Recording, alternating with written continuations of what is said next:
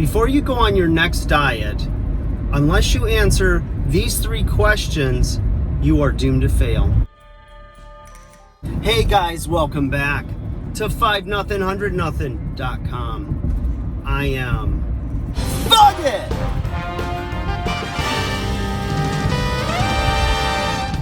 That stands for the fittest underdog guru using intelligent tactics. And guys, I want to talk to you today about going on diets, right? Whether it is a sensible diet, something that controls calories, you count points, you eat prepackaged food, you eliminate certain macronutrients or things from your diet, whatever it is, right? Whatever the diet of the day is, diet of the month, you've got to think about these 3 things. Or if you look at statistics, and I can tell you from all my years in the business, what I've seen consistently to a T every single time happen, these 3 things, unless you answer them, your next diet's going to fail, and you may as well not even go on it. So let's start off with the first thing. The first thing is that you have to have a compelling enough why. Okay, you need a reason, a why. Why are you doing this? And it's got to be compelling enough. Now, if somebody is like pre-diabetic, or if they are like near congestive heart failure, major health issues, we'll leave it at that, and their doctor's like, if you don't change this, you are going to die, or you are going to lose a limb, or you're going to be on insulin shots the rest of your life. Those are pretty big reasons, okay? If you have a reason like, well, I just want to like look good for this party, or well, my friends are losing weight on this, so I'm just going to try it. Well, you're just kind of, fiddling around with it. It's like the, they call them tire kickers. Somebody who goes to, a used car lot and starts like looking around, basically browsing. They're not ready to buy. They don't have enough, like, I need a car. Like, if your car dies, like I had my car die last year, and I had to rent a car for almost 2 weeks while I looked for another car.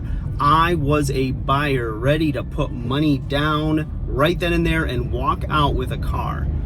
Now, if I had a car that was running pretty good, and I was kind of thinking, I kind of want another car, I'm going to be a harder sell, right? I'm not as invested. I'm not as committed to it because my why isn't big enough.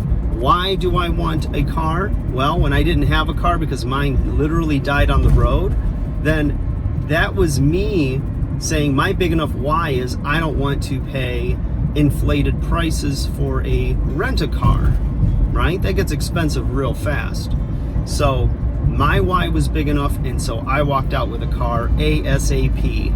As soon as I found it in the right price range, the right condition, boom, I was in, right? So that's number 1. Your why has to be compelling enough, okay?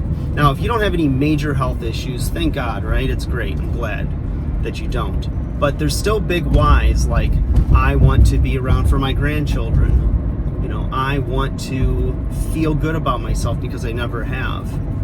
I want to be attractive because I feel good when I look good. And it's got to go even deeper than that. So that's the first thing. Okay, the second thing is, no matter how motivated you are and how much you want it and your why is big, if you're not doing this second thing, it's not going to happen. It's not going to work long term. Something is going to come up and screw it up, okay? And that is being prepared. Now, that means doing your homework on the diet, okay? What is it that you can eat? What is it that you can't eat? What are some variations and some like meal variety that you can have, so that maybe you find out, okay, these 3 variations of breakfast are something that's going to work for this diet. So now you have some different options, so you don't get sick of eating the same thing. Now, I'm a weirdo. I can eat the same thing every day, and I usually do, okay? And I've done that for years, and I operate just fine eating it. I look at food now from a former food addict to now I look at it and just say, you know what? It's just a meal. It's just something I'm putting in my body that keeps the machine going. So it's like not a big deal for me. So you've got to have some variety. Do your homework. Figure out what you can eat on the diet, what you can't eat, and then prepare. meal prep. I don't want to meal prep. Okay, well, then you better have a system or have somebody that's willing to cook for you, or have those snacks and everything else that you need ready, because when those meetings come up or the kids stuff comes up and you miss a meal and now you're famished, you're gonna be looking for every excuse. Your mind is gonna be searching for some reason to justify you cheating on that diet. And depending on your temperament, that can throw you completely off, and you're gonna end up just, back to square one. Feel defeated, and or that your willpower is not strong enough. And really, it wasn't your willpower, it was you not being prepared. So get yourself prepared. Think of some things like snacks that you can have as a grab and a go-to. Like, for instance, me on the keto diet, for me it's real easy because all I have to do simply is have assorted mixed nuts and have like beef jerky. Very easy, compact, doesn't need refrigerating or anything. It works perfectly for me.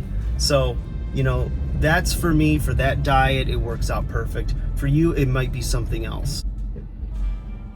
Lots of drama on the street. And finally, guys, the third thing that you have to have in order for your diet to work is you have to have some level of accountability or social support, okay? So why does Weight Watchers work so well, right? They have that community. It's a very strong community. There's a lot of support. There's a lot of sharing of information. There's a lot of building of each other up. When they fall down, they pick each other up. And therefore, they have this tight-knit group that's like a family, and it works out really well for them. CrossFit, they will get on like the paleo diet.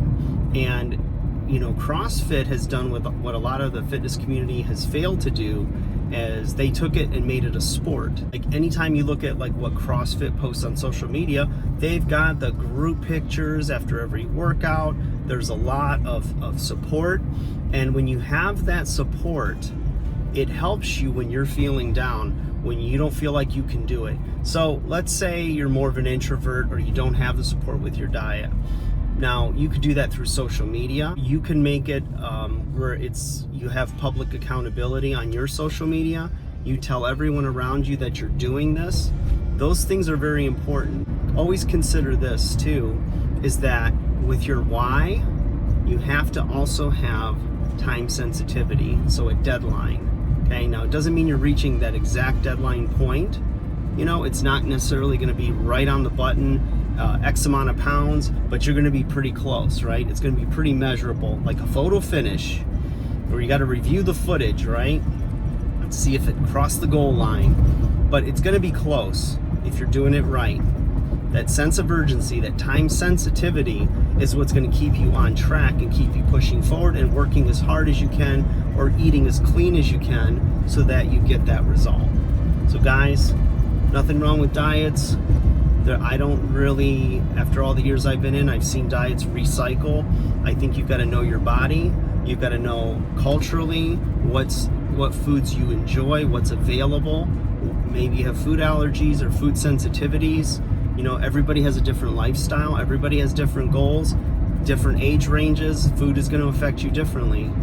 Food I ate when I was a kid, I couldn't eat it now. There's other things, maybe my palates become more sophisticated, but there's certain foods I like now that I didn't like when I was a kid, and vice versa. So, it's a wacky thing, but it's always fun. At least for me. For other people, it gets frustrating, but I love working with people that are struggling with this stuff and identifying if you're ready for change.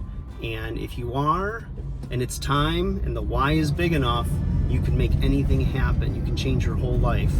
We have many examples of befores and afters, and people with, testimonials about how their nutrition, their exercise habits, everything changed their life in so many ways. There's a strong correlation with your physical health, your strength, your vitality, your energy, and quality of life. So they say, your health is your wealth. I couldn't agree more.